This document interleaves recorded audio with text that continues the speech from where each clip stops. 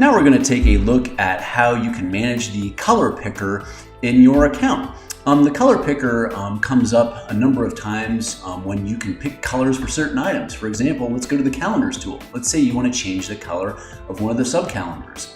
You can use the color picker tool to pick one of a variety of colors for that calendar. So I'm just going to pick this color right here, dark red. I'm going to save it, and now the color of that calendar has been changed. You can also pick the color of your event.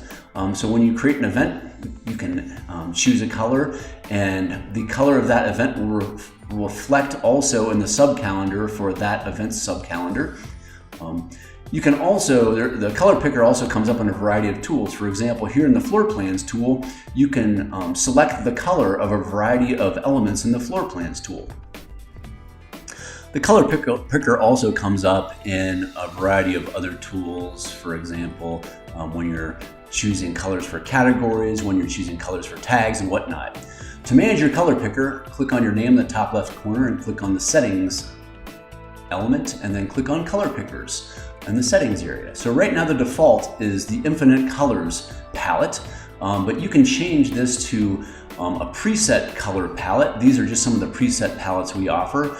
So you can change your color picker to one of these preset palettes, or you can create a custom palette. So you can, these are colors that I have picked out for a custom palette. So I'm going to click add that color here, and then I'm going to click save and done. And so now my color picker will be based on my custom colors that I've chosen right here.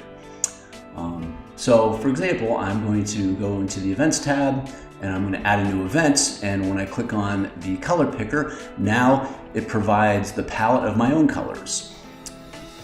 That's how you can manage the color picker and the palette for those color pickers, but please let us know if you have additional questions.